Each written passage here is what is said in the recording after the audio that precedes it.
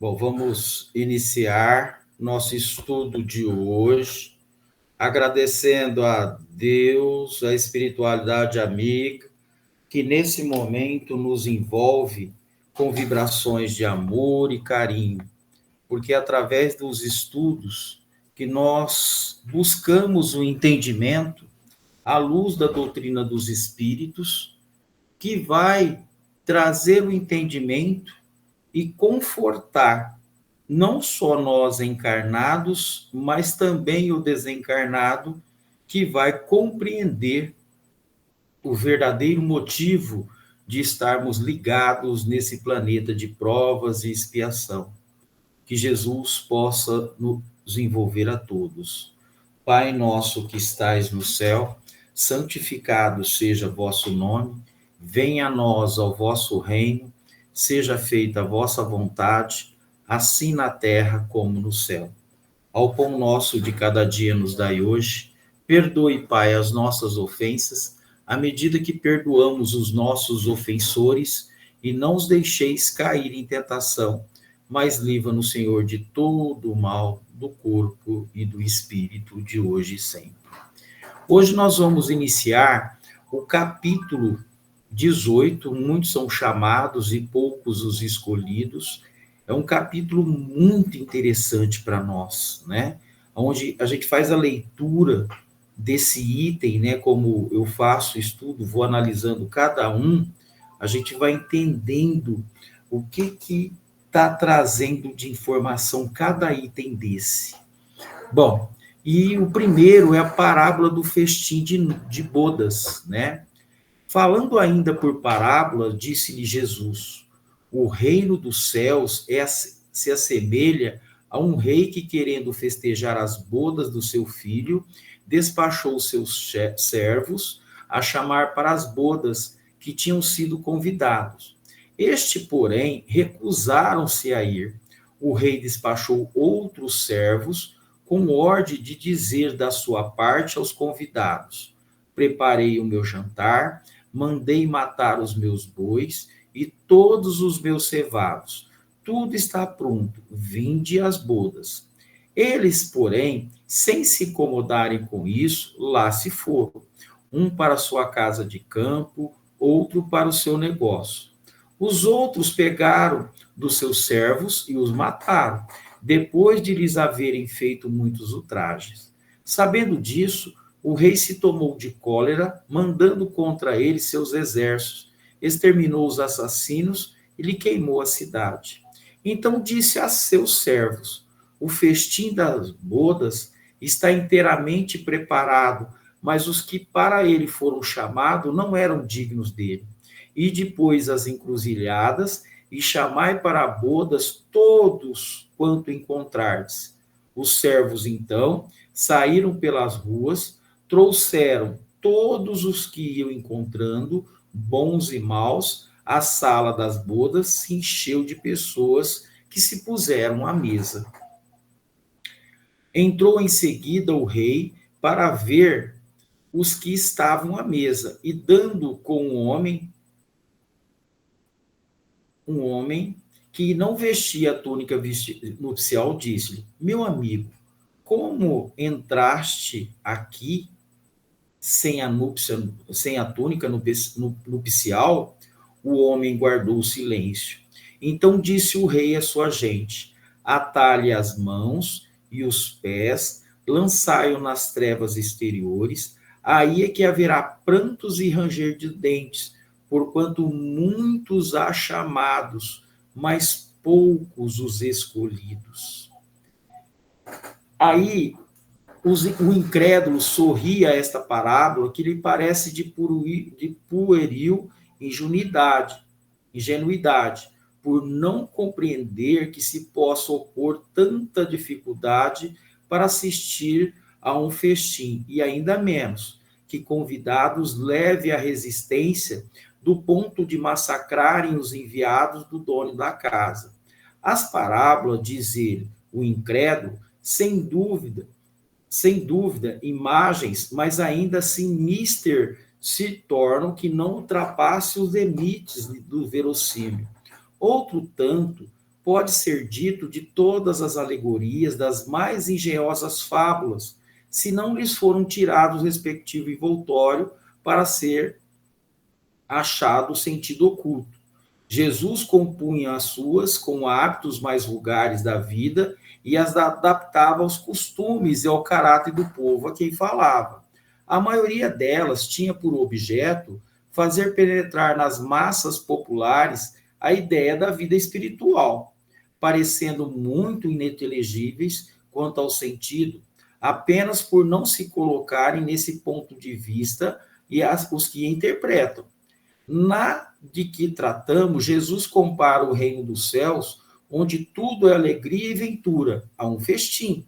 Falando dos primeiros convidados, alude aos hebreus, que foram os primeiros chamados por Deus ao conhecimento da lei, da sua lei. Os enviados do rei são os profetas, que vinham exortar a seguir a trilha da verdadeira felicidade. Suas palavras quase não eram executadas, suas advertências eram desprezadas. Muitos foram mesmo massacrados como servos da parábola. Os convidados que se acusam, pretextando terem de ir cuidar dos seus campos, dos seus negócios, simbolizam as pessoas mundanas que, absorvidas pelas coisas terrenas, se conservam indiferentes às coisas celestes. Era a crença comum aos judeus de então que a nação deles tinha de alcançar supremacia sobre todas as outras. Deus, com efeito, não prometera a Abraão que sua posteridade cobriria toda a terra? Como se cumpre, porém, atendo-se à forma sem atentar ao fundo, eles acreditarem e tratar de uma dominação efetiva e material? Antes da vinda do Cristo, com exceção dos hebreus, todos os povos eram idólatras e politeístas. Se algum homem superiores ao vulgo conceberam a ideia de unidade de Deus, essa ideia permaneceu no estado de sistema pessoal. Em parte, nenhuma foi aceita com verdade fundamental, a não ser por alguns iniciados que ocultavam seus conhecimentos sobre um véu de mistério, impenetrável para as massas populares. Os hebreus foram os primeiros a praticar publicamente o monoteísmo. É a eles que Deus transmite a sua lei, primeiramente por via de Moisés, depois por intermédio de Jesus. Foi aquele pequenino foco que partiu a luz destinada a espargir-se pelo mundo inteiro, a triunfar do paganismo e a dar a Abraão uma posteridade espiritual, tão numerosa quanto as estrelas do firmamento. Entretanto, abandonado de toda a idolatria, os judeus desprezaram a lei moral para se aferrarem a mais fácil a prática do culto exterior, mas chegaram ao cúmulo a nação, além de escravizada, era esfacelada pelas facções e dividida pelas seitas. A incredulidade atingira mesmo o santuário. Foi então que apareceu Jesus, enviado para chamar a observância da lei e para rasgar os horizontes novos da vida futura. Dos primeiros a ser convidado para o grande banquete de fé universal, eles repeliram a palavra do Messias celeste e o imolaram. Perderam assim o fruto que teriam colhido da iniciativa que lhes coubera. Fora, contudo, injusto acusar-se o povo inteiro de tal estado de coisa. Responsabilidade tocava principalmente aos fariseus e saduceus, que se sacrificaram à nação por efeito do orgulho e do fanatismo de uns e pela incredulidade dos outros. São, pois, eles, sobretudo, que Jesus identifica nos convidados que recusam a aparecer no festim de núpcias, de bodas. Depois acrescenta, vendo isso, o Senhor mandou convidar a todos que fossem encontrados nas encruzilhadas, bons e maus. Queriam dizer, desse modo, que a palavra ia ser pregada a todos os outros povos, pagãos e idólatras, e esse, acolhendo-a, seriam admitidos ao festim em lugar dos primeiros convidados. No entanto, não basta a ninguém ser convidado, não basta dizer cristão, nem sentar-se à mesa para tomar parte do banquete celestial. é preciso, antes de tudo, e sobre condição expressa, estar revestido da túnica nupcial, isto é, ter puro coração e cumprir a lei segundo o Espírito. Ora, a lei toda se contém nessas palavras: fora da caridade não há salvação. Entre todos, porém, que ouvem a palavra divina, quão poucos são os que guardam e aplicam proveitosamente. Quão poucos se tornam dignos de entrar no reino do céu. Eis que diz, porque disse Jesus, chamado haverá muitos, pouco, no entanto, será os escolhidos. Então, essa parábola, gente, ela é fantástica. Porque, só para a gente ter uma ideia, Jesus convidou-nos há muito tempo. Há muito tempo. Só que nós não estávamos preparados. Então, quando ele coloca toda essa questão, lá na primeira parte, nós já vamos prestar atenção que, novamente, Jesus pega a situação que ele está ali, o povo está envolvido, para tentar colocar, né, o entendimento, e esse entendimento chegar para ele de forma mais clara. Então, para uns até que chegava, para outros não. Para nós, no caso, precisou 2 séculos para a gente vir. E, logicamente, ler essa parte do Evangelho e ter a noção do que Jesus está falando. Uma outra coisa bem interessante, que existe alguns espíritos que são trazidos, só para a gente ter uma ideia, eles são convidados, né? Pode ser trazido a uma reunião mediúnica, e ali, muitas vezes, ele ainda não tem condição de aceitar aqui. Então, nós fazemos a nossa parte, a espiritualidade vai trabalhar, está trabalhando com ele há muito tempo. Há muito tempo. Né? Para tentar resgatar esse irmão. E Jesus começou a fazer esse resgate desde o processo, né, de Moisés, convidando, fazendo convites. E esse convite, ele foi feito, mas só, né, foi chamando, e em diferentes épocas da humanidade, esse convite que foi feito foi incorporando, foi trazendo luz ao entendimento das pessoas, né? Então, são questões que a gente precisa estar analisando, porque um espírito encarnado como nós estamos vindo num processo histórico de aprendizado, né? Então, só para a gente ter uma ideia, eu posso ter sido convidado na outra encarnação para participar dos estudos espíritas. Ah, mas eu não vou lá não entendo aquilo, né? Aí eu volto novamente. Aí sou convidado. Aí, hoje, nós estamos sendo convidados de uma situação que eu preciso fazer leitura, que eu preciso ter conhecimento para que eu possa entender e, logicamente, trazer essa realidade para aquele conhecimento que eu já tinha começado lá atrás. Tá?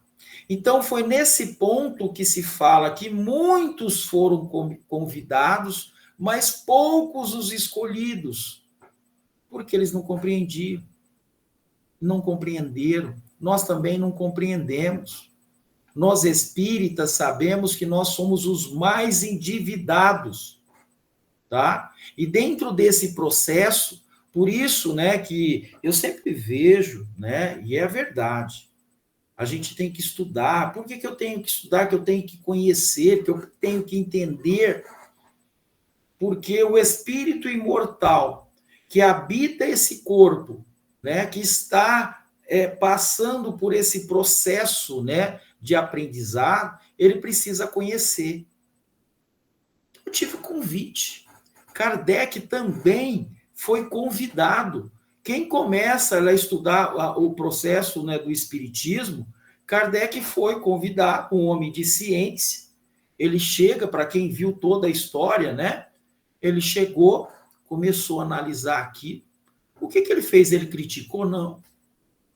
Ele fez todo o procedimento para entender o processo, né? E trouxe para ele, falou, peraí, eu fiz tudo a análise, então agora eu vou para outra parte. Então aqui, dentro desse ponto, né, tem alguma coisa aí que eu preciso estar analisando. Então, o que a espiritualidade fez? Fez o convite a Kardec, mas Kardec, lá no plano espiritual, já era um espírito preparado para quando ele tivesse o convite na Terra, ele ia seguir o procedimento. E ele fez isso. Ele conheceu, ele fez a análise, né? E, logicamente, começou o trabalho dele agora na terceira revelação, que é a doutrina dos espíritos. Ele começou a trazer informações, né? Começou a fazer a sua análise, começou a codificar a doutrina. O que Kardec fez? O mesmo procedimento do Cristo. Ele trouxe, codificou a doutrina de forma mais clara, trouxe informação que aqueles que lêem agora começaram a questionar. Tá? Então, agora, Kardec fez um convite, que é o mesmo, reflexivo. Tanto é que quando ele termina, né, de editar lá, de imprimir todo o livro dos Espíritos, ele começa o processo de distribuição. Aí começou a entregar, aí as pessoas começavam a ler, né? E ali começou o convite, né? A leitura, a reflexão. É nesse intuito que hoje o processo de estudar, de nos educar, é conhecer. Tá? O convite foi feito. E agora eu preciso, né, repertoriar, buscar informações, por quê? Para que isso aconteça, é chegado no momento certo. No momento certo. O convite pode ter sido feito lá atrás, mas eu não tinha condição ainda. Então, o que aconteceu com o advento do espiritismo? Né? Nós estamos aí nos 200, 300 anos de doutrina, e esse convite foi feito várias vezes nesses 300 anos de encarnações sucessivas, mas agora chegou o momento. Tá? Chegou o momento. E chegou esse momento, eu fui buscar as informações. Eu estava preparado. Né? E é nessas situações que todos nós, né, somos feitos, feito o convite, nós viemos, mas aí agora tem outro agravante. Mas que agravante é esse? Nem todos que são convidados, Jesus fala assim, poucos são os escolhidos. Mas por que são poucos os escolhidos? Porque não se preparam, ou porque buscaram a doutrina, mas não seguiram, tá? Não trouxeram essa doutrina para dentro de nós, né, em ação e atitude. É a mesma parte de Saulo Paulo, quando ele fala, não sou eu que estou no Cristo, mas o Cristo que está em mim. Então, é esse convite que está sendo feito, aonde eu tenho, né, que incorporar todos esses ensinos, eu fui convidado, e, logicamente, colocá-lo ele em prática. Então, por isso que nessa situação que foi nos colocado, eu tenho esses ensinos, eu fui convidado, eu trouxe esse conhecimento para mim, dentro de mim, mas falta prática. Aí o que eu faço? Me entrego aos prazeres materiais e esqueço de alimentar, de saciar a minha sede do espírito, de preparar o espírito. Então, nessa parábola, né, já está trazendo as informações, principalmente para nós espíritas, com relação à responsabilidade e à disciplina perante ao convite feito por Jesus. E são várias situações, né, que nós temos, mas são várias, não são poucas, porque muitos de nós somos convidados a todos os dias, mas eu não tenho tempo. Tá? Eu tenho o evangelho no lá, mas eu vou lá naquela festa lá e deixo o evangelho para lá. Eu tenho o trabalho mediúnico, tenho o grupo de estudo, né? Vou deixar, vou faltar, vou lá. É nessas questões, tá? Que a gente tem que ficar atento. E aí a gente deixa para lá.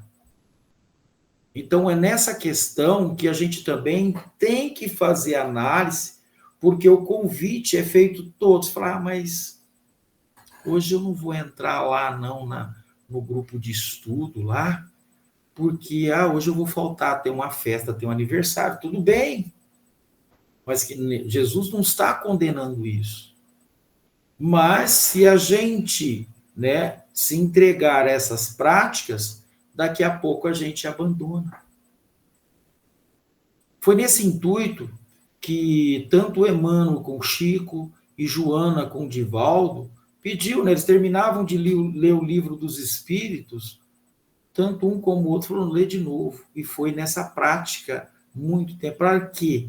Para que eles tivessem disciplina, tivessem responsabilidade, porque tanto Joana como Emmanuel sabia que as atividades espíritas que estavam ligadas, né, ao trabalho, tanto do Chico como do Divaldo, seria árduo, cheio de percalços, e aonde eles tinham que ter conhecimento, saber da responsabilidade para que seguisse e tivesse êxito, né, no seu plano reencarnatório. E é nessa questão que todos nós, como somos convidados, seja, né, a gente tem que também ter uma noção, que seja espírita, que seja lá no seu campo de trabalho, que seja em qualquer religião, se você for convidado, siga com responsabilidade, com muita maestria, para que obtenha o êxito necessário. Na doutrina espírita, quando Jesus está trazendo para nós essas verdades, nós já sabemos, nós espíritas, tá? Nós não teremos mais aquela chance que o Cristo fala, perdoe, Pai, que eles não sabem o que fazem. Tá? Perdoe que nós não sabemos, nós sabemos. Tá? E nós retornamos para o plano. Não, vem cá, você foi convidado, você, né, você tem seu livre-arbítrio, você segue, se você quer, né? Você poderia seguir, né, na evolução do espírito, buscar as coisas do espírito, como também seguir as coisas. A escolha é sua, né? O convite foi feito. Aí a gente vai lá na porta estreita e na porta larga, aí a gente vai ter um entendimento mais amplo com relação a isso que eu estou falando. A coisa vai mais além. A responsabilidade é muito grande. E aí, quando a gente lê, né, a gente faz essa reflexão do Evangelho, a gente vai perceber que nós fomos muito invigilante e irresponsável, porque Jesus foi feito o convite várias vezes. E foi muitas vezes. Aí, se a gente for contar, quantas encarnações será que eu vim? Né? A mesma coisa eu sempre pego do Jerônimo Mendonça, né? O Gigante Deitado, ou a Ivone A. Pereira, né? O Gigante Deitado, eu não canso de falar dessa questão para a gente entender um pouco das mediunidades.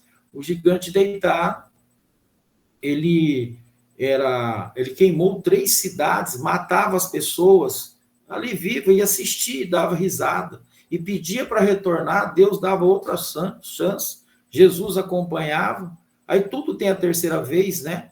Aí ele reencarna novamente, então tá bom, agora você vai reencarnar. Reencarna como deitado numa cama com mediunidade ostensiva, fabulosa, o Chico, que ajudou muito ele com relação às dores, né? Ele tem livro que ele escreveu, psicografou, e relatando todinha a existência dele, que era outro fato, né, que quando eu li a biografia dele, o livro que eu fui ver, que também eram livros mediúnicos, né, porque conforme ele ia psicografando, ele sabia que era ele vivenciava todas aquela situação. A mesma coisa Ivone Pereira com Memória do Suicida, né? Ela cometeu suicídio 3 vezes, reencarna, né? E escreve, psicografa aquele livro, mostrando tudo que ela tinha sentido mesmo como suicida, né? Ela precisava trazer ali, sendo a prova vida, né, de uma médium, mostrando a realidade nua e crua das nossas irresponsabilidades que nós tivemos. Então, nós chegamos no ápice, o espírita, que ele não tem, né? Agora ou vai, né? E ele tem que estudar, ele tem que entender e trabalhar essas imperfeições, né? Eu estou falando isso para a gente ter uma ideia, não estou, né, de como que é. Ser mais responsáveis, né, com as coisas espirituais. É nessa questão. É um trabalho que íntimo de cada um, reflexivo, né?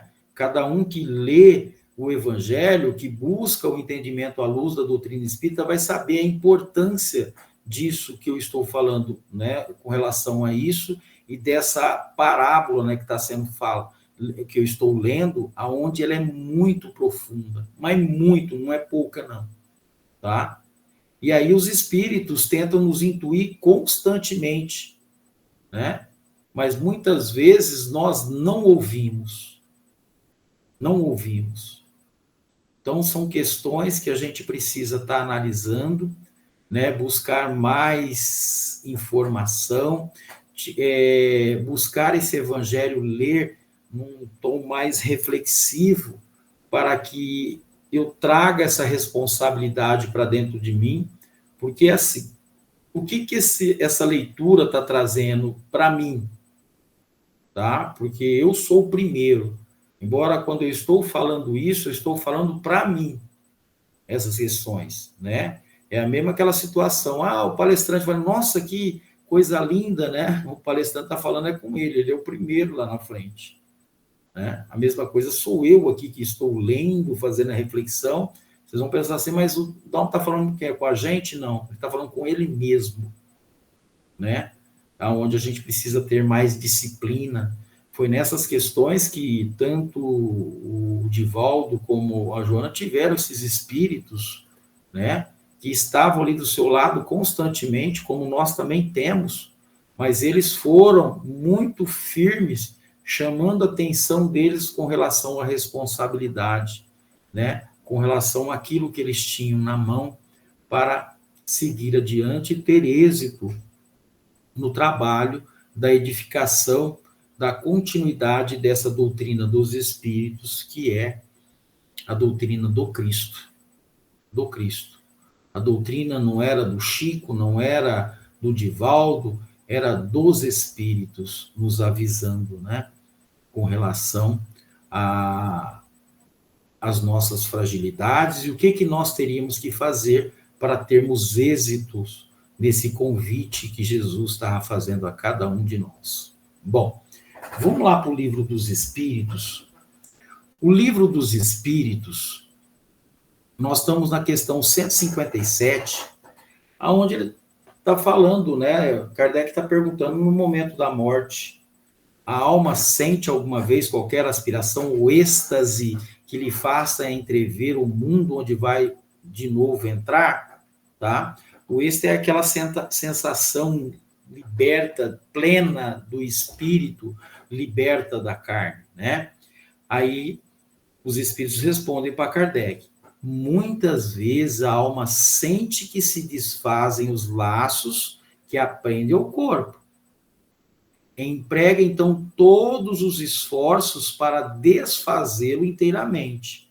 Já em parte desprendida da matéria, vê o futuro desdobrar-se diante de si e goza por antecipação do estado de espírito. Né? Então, é uma pergunta que a gente tem que buscar mais informação com relação a ela, né? E aí, ele está falando dos sentidos, né? Eu busquei umas informações de Miramês, que é o sentido mais aguçado do espírito. Por quê?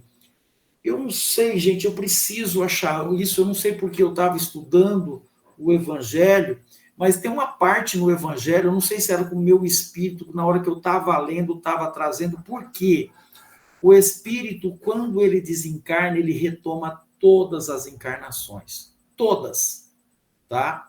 Porque o processo reencarnatório, ele vem num sentido para, no corpo, ofuscar e dar nova oportunidade do espírito construir uma nova história, escrever uma nova história, né, numa página em branco.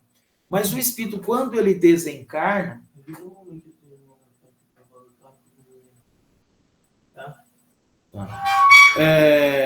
o espírito, quando ele sai, ele se vê, tá? O sentido dele é como, ele não tem nada que prende, nada. Só para vocês terem uma ideia, o pensamento é tudo. É como o espírito pensou, né? Eu falo alguma coisa, a gente pensa assim, mas o espírito lá não está sentindo nada, né? Há um desejo, seja de bem ou de mal, a quem nós estamos direcionando, esse espírito é atingido de acordo com o merecimento, tá?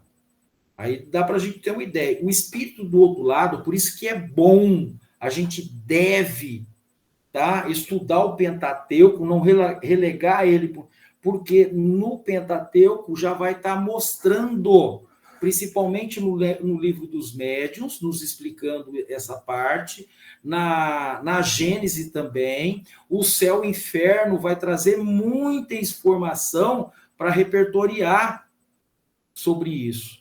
Aí depois eu vou para as obras complementares, tá? A gente tem que ter muita noção disso. E se eu ficar lendo ir direto para as obras complementares, eu perco toda a essência. É aquela parábola que nós temos, né, de construir uma casa sobre uma base firme. Então, nós no Espiritismo, qual que é a base firme? É o Pentateuco. É estudar Kardec. Tá?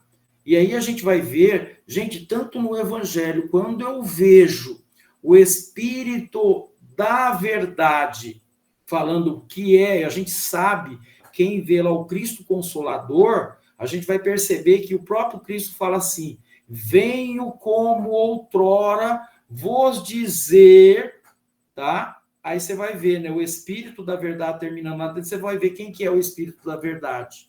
E aí, o que eu faço? Tá? Quando eu pego as obras complementares, quem sabe que os espíritos veem complementando toda a obra, aquele que quem dirige, ele tem que ter a noção, né, que todos que estão ali para ler aquela obra, ele está consciente da base da codificação espírita. Foi por isso que a Federação Espírita Brasileira trouxe, né, buscou, até parece que teve um questionário muito interessante, né, perguntando se a gente tinha conhecimento, se estudava as obras básicas, porque ficou relegado. Aí nós buscamos, né, falamos assim, nossa, como é lindo, né, as obras, e é lindo mesmo, tá? E quando chega nesse ponto, o que nós temos que dizer? Que eu já estou preparado para entender aquilo que está lá naquela obra. Mas se eu não tiver a base, não adianta. A mesma coisa, quando eu pego toda a base de Kardec, eu vou ver que essa base está centrada onde? No Cristo. Em tudo. O que o Cristo fala, a base, ela na tríade, né, na ciência, na filosofia e na religião, ela traz todas as informações para que eu entenda o que o Cristo estava falando lá atrás. E aí, se eu venho, né, para a doutrina espírita, eu não pego essa base e agrego esse conhecimento para buscar informação com as obras complementares, eu terei problema. Eu terei problema. Tá? E aí, a gente precisa enfatizar que é preciso que nós busquemos essas informações. Mas vamos lá nessa questão 157, né? Porque o espírito, quando ele passa para o outro lado, ele entra nesse estado de perturbação. Ele não consegue fixar. Tanto é que tem situação que ele fala assim, me tira dali, me afasta, mas ele não sabe como.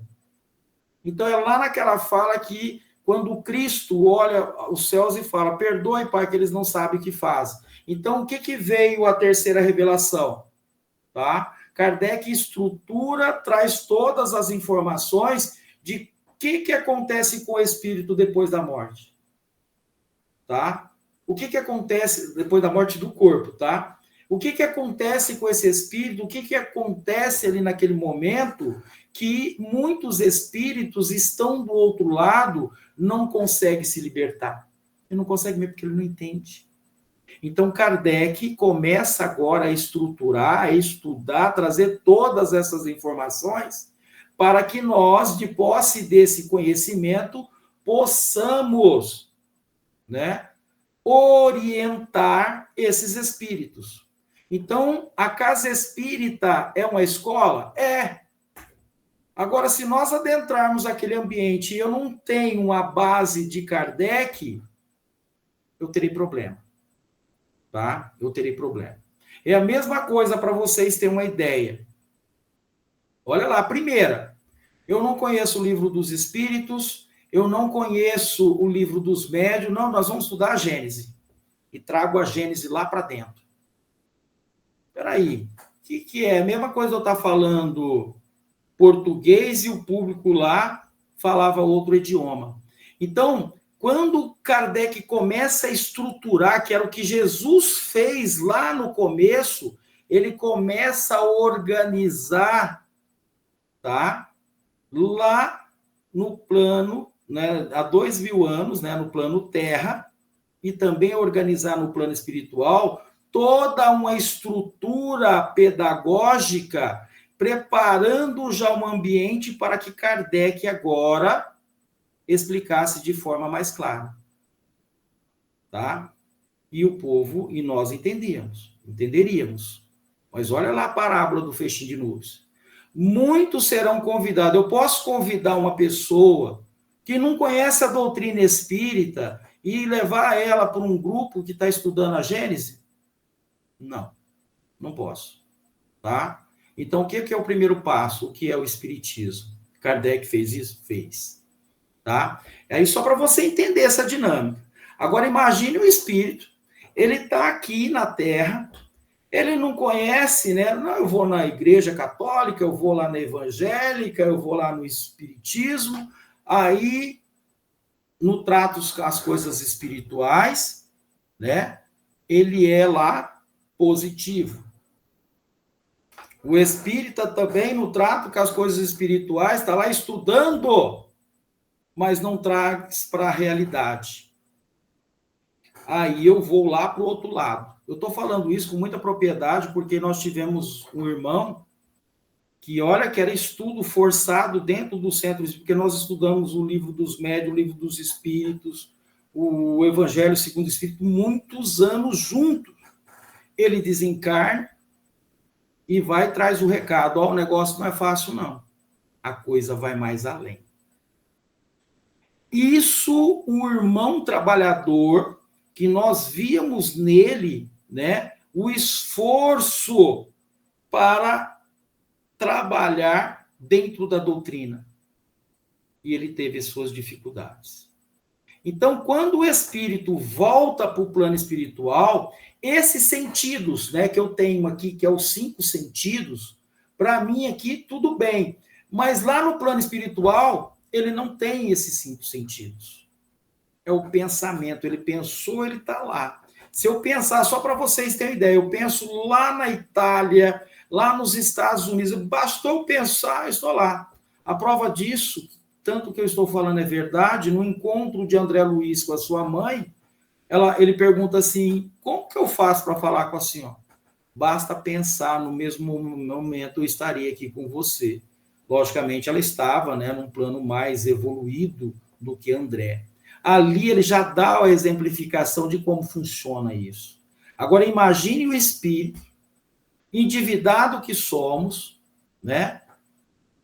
a gente volta para o plano espiritual, muitas vezes de mão vazia.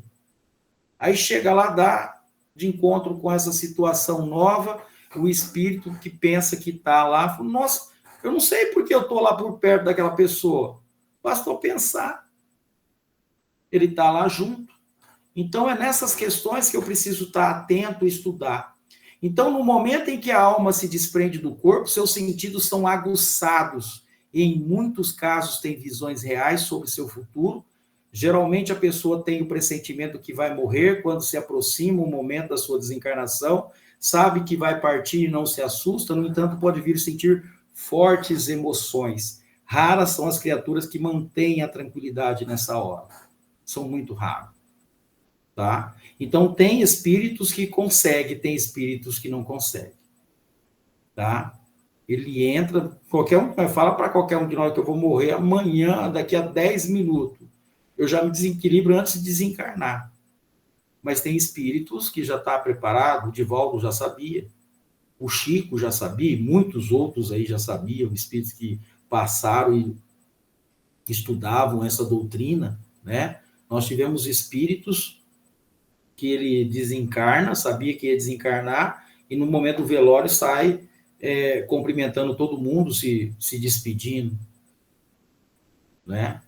Mas tem outros espíritos que nesse momento ele volta para o outro lado, né? Nessa situação, ele já está desencarnado, esses sentidos ele não tem, e ele começa, né, a entrar nesse estado de perturbação. E aí o que nós vamos entender?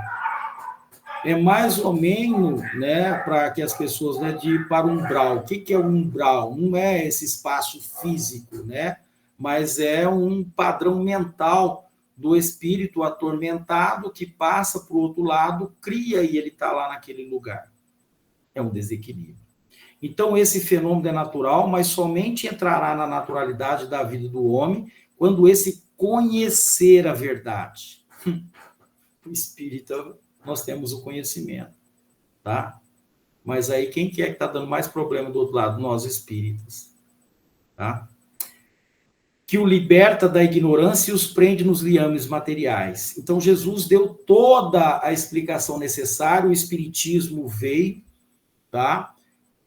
Nós tivemos situações que eu vivenciei e num grupo que foi desencarnando assim os médiuns, né, com um espaço de 3, 4 anos, o mentor espiritual vinha, mas não é aquele mentor que ele demorava 4, 5 para vir, o grupo tinha que estar bem preparado para ele vir, e todas as cobranças que vinham, ele trazia o de cunho evangélico, trazendo as informações que próprio dentro do evangelho tinha para que nós acordássemos com relação à nossa responsabilidade, né? Era incrível aquilo. Eu falei, meu Deus, o Espírito está ali, o nosso mentor espiritual está trazendo uma informação não dele, mas uma mensagem do Cristo, tá? Porque muitas vezes a gente espera do mentor espiritual trazendo algumas informações, né? E não é para isso. Tem que trazer essas informações. Ele vinha. E nós sabíamos, né, desse tempo que a gente teve lá junto, o mentor espiritual demorava, era muito para vir. Era de acordo, ele vinha para dar um up no grupo e chamar a atenção de nós com relação às responsabilidades que tínhamos frente a essa doutrina. Então, é nessa questão que o estudo vem para fortalecer essa fé raciocinada, né? E também a gente sabia que não é fácil a reencarnação. Não é fácil, gente. Falar é fácil, como eu estou falando, mas vocês sabem que não é tão fácil assim, tá? Então, muitos espiritualistas, mesmo os mais estudiosos, têm nas fronteiras, muitas vezes, medos do nada, principalmente quando saem do corpo com mais lucidez para outra vida. Os casos são variadíssimos no que toca à desencarnação da alma, tá? A gente não sabe a evolução. A gente não sabe, tá? Tanto é que pode, esses momentos, né? A gente sabe de André Luiz. André Luiz não foi da última encarnação, foi de outras encarnações. E aí, quando eu estava estudando o Nosso Lar, que eu li, e eu achei muito interessante nessa fala, e eu vinha buscando informações, e aí, quando no Evangelho eu vi essa parte, que o Espírito, quando ele desencarna, ele retoma todas as encarnações. Então, qual que é o papel, né? Volto a dizer, nós reencarnamos, o objetivo é nós reequilibrarmos, tá? Na presente encarnação. E aí entra o papel do espiritismo. Qual que é o papel da casa espírita? Orientar, né, os participantes, né, os frequentadores, é uma escola através do estudo, e os espíritos, né, que foi a primeira pergunta que eu fiz, o que está acontecendo aqui, que eu já sabia das questões espirituais, dos problemas espirituais que eu tinha, que já adivinha, mas eu queria saber como que funciona. E ninguém falava, tá? Foi que até que um dia eu verbalizei assim, dentro da casa espírita, né, quem dirigia, que nasceu dentro do grupo espírita, ficou vezes quando viu eu falar, e eu questionei, por que não falam? Eu só vejo falar que tem que estudar, tem que vir, mas não fala de como funciona, né? E aí eu trouxe à tona o que eu descobri lendo, né? Porque teve uma parte que eu estava junto com o Pentateuco estudando e eu peguei a parte científica, né? André Luiz é científico, e aonde eu consegui fazer toda essa ligação e vi que quando nós procuramos, porque eu queria entender aquela situação que eu vi muita gente falar, ou você vai pelo amor ou pela dor. Eu falei, mas o que é isso? Né? Eu questionava, o que é isso? E aí que eu fui entender que quando eu vou para a casa espírita e começa o processo, né, que eu falava assim, a evangelho, água fluida, evangelioterapia, né? Água fluida, passe, né? E ia ajudando em o estudo. E depois eu comecei também, né, a ajudar aqueles irmãos que iam na casa da sopa. Eu comecei, foi um trabalho árduo de 5, 6 anos, para depois eu ir para o trabalho mediúnico, porque eu já sabia já o mecanismo. Quando eu fui, eu já sabia de como que era. Porque naquele tempo era assim, não era você chegava e já ia para o trabalho mediúnico.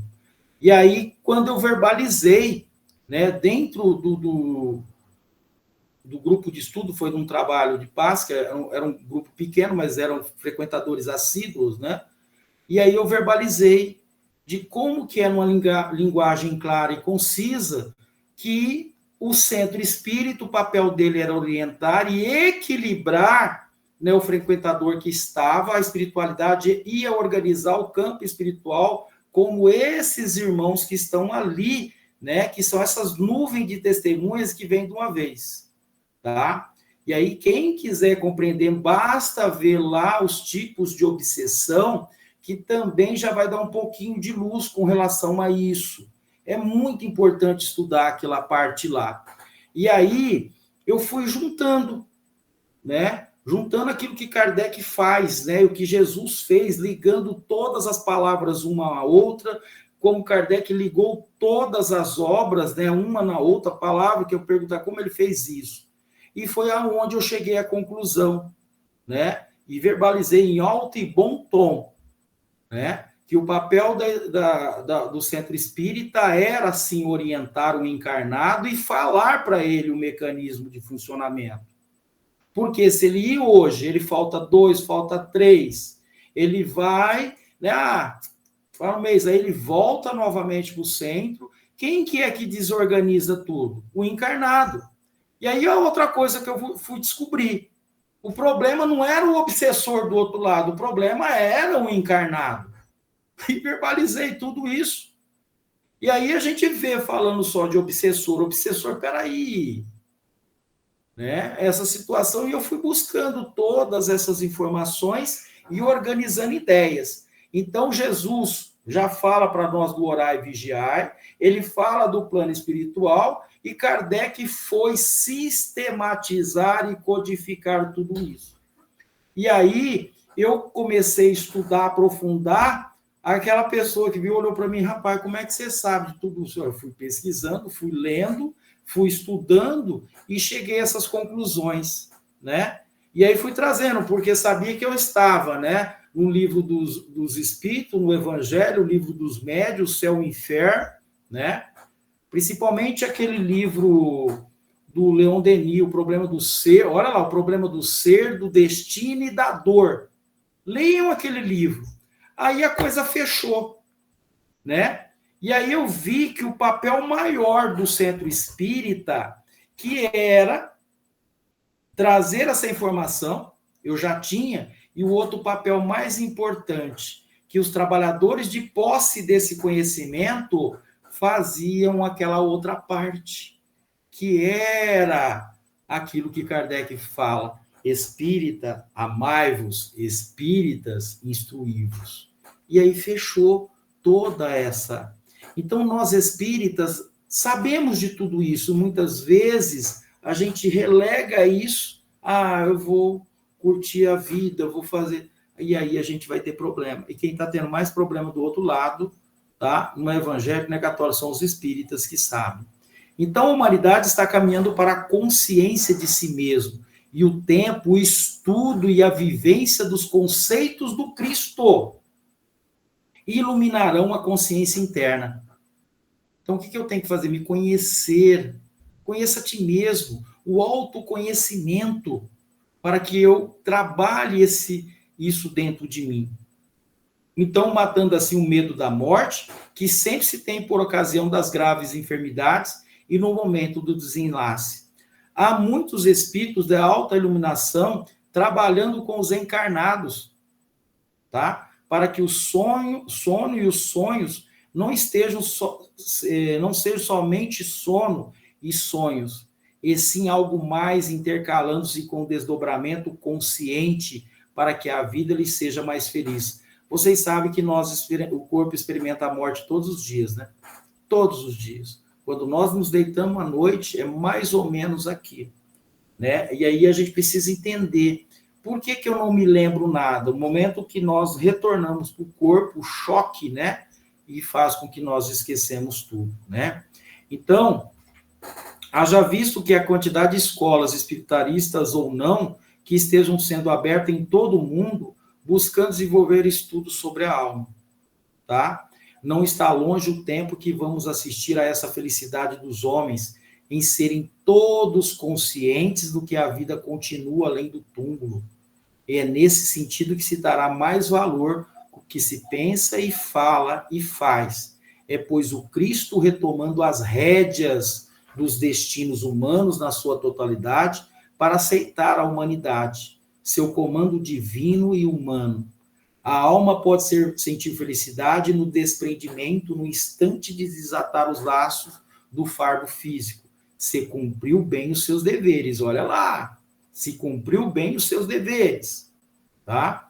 Eu sempre falo comigo assim, embora eu sei, né, algumas coisas, eu acho que eu vou ter muito problema nessa parte, tá? Muito.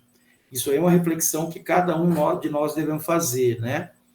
Se fechou os olhos à luz do entendimento que o amor inspira, teme a morte. E fica, quando isso acontece, preso à casa física, sofrendo as consequências do que criou no mundo. Não há efeito sem causa. Todos os tormentos e os espíritos que estão agora nos assistindo, nos ouvindo, sabem que os tormentos são causados por nós mesmos quando tivemos a oportunidade. Pasmem, o trabalho mediúnico é a prova viva de tudo que nós estamos lendo e vendo as comunicações dos espíritos que estão sofrendo do outro lado. Falou, meu Deus, por que esse espírito está assim? Eu preciso agora ter mais convicção nessa doutrina de luz, porque eu quero sim ir para lá, mas eu não quero passar. Então, é nesse intuito que agora o espírito que estuda, consciente, que participa, atuante dentro da doutrina espírita, traga para ele essa realidade e ajude esses irmãos desencarnados. Ajude, porque eles não sabem o que fazem. Precisam de luz. E se duvidar, gente, Não chame os nossos amigos de obsessores, porque esses obsessores de outrora pode ser um irmão muito querido de nós, de outras encarnações. É por isso que está do nosso lado. E eles não sabem, gente. Tá? Lembram do Divaldo? Eu gosto de trazer sempre essa informação. O Divaldo passou um bom tempo sendo obsediado. E quem que era o obsessor dele? Não é o primeiro, não é aquele lá, o Máscara de Ferro, não. Quem que era o obsessor dele, gente? O próprio irmão. O próprio irmão. É preciso que nós tenhamos consciência dessa doutrina de luz e tenhamos no Cristo a bússola maior para compreender o que ele está falando com nós. E primeiro voltar naquilo que Kardec fala: espírita, amai-vos, espíritas, instruí-vos acerca da realidade que nós estamos inseridos. Então, quando não sabemos o caminho por onde transitamos, perdemos o roteiro que deveríamos seguir.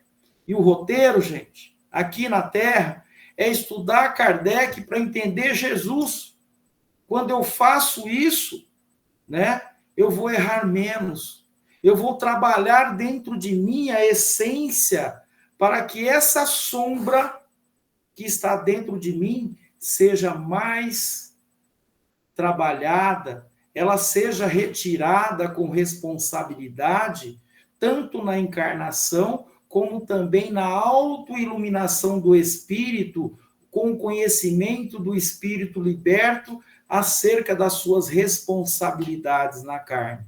É um chamado do Cristo para a relação que temos dentro dessa doutrina de luz. Bom, ficamos nos debatendo nas trevas de variados tormentos sem que consigamos encontrar a luz do entendimento. Eu preciso entender. Então, na desencarnação, todos os sentidos se aguçam. Todos, gente, todos. Mas isso só não basta. É necessário que tenhamos educação espiritual. Então, foi isso que Joana e Emmanuel falou tanto com Chico como com Divaldo? Foi. Foi isso que o nosso mentor espiritual falava, relembrávamos partes do Evangelho, para que nós voltássemos, nós ficávamos assim, olhando e ouvindo, falando, meu Deus, olha a profundidade, nós lemos aqui. Mas dentro do trabalho mediúnico faltava a prática. Então a gente lê, mas lá dentro do trabalho falta a prática.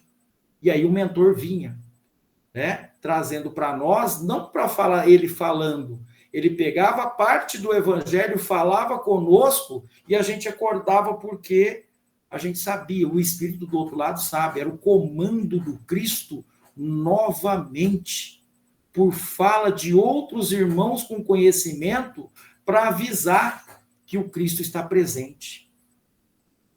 Está presente. Lembram daquela parte? Onde tiver uma ou mais pessoas reunidas em meu nome, estarei presente?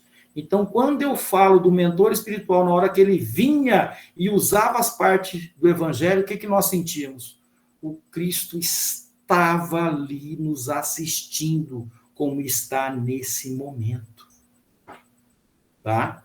Então, abracemos a fé com Cristo, porque o Cristo nascendo dentro de nós iluminará todos os nossos caminhos na vida ou na morte, seja ela como for. Tá? Então, gente, a lição é pertinente para cada um de nós, para mim principalmente, né, que estou lendo, que Jesus, na sua infinita misericórdia, possa envolver a todos nós e trazer luz e compreensão acerca da realidade que estamos todos nós inseridos. Que Jesus possa nos envolver. Pai nosso que estais no céu, santificado seja vosso nome, venha a nós ao vosso reino, seja feita a vossa vontade, assim na terra como no céu. Ao pão nosso de cada dia nos dai hoje, perdoe, Pai, as nossas ofensas, à medida que perdoamos os nossos ofensores. E não os deixeis cair em tentação, mas livra-nos, Senhor, de todo mal, do corpo e do espírito, de hoje e sempre. Que assim seja.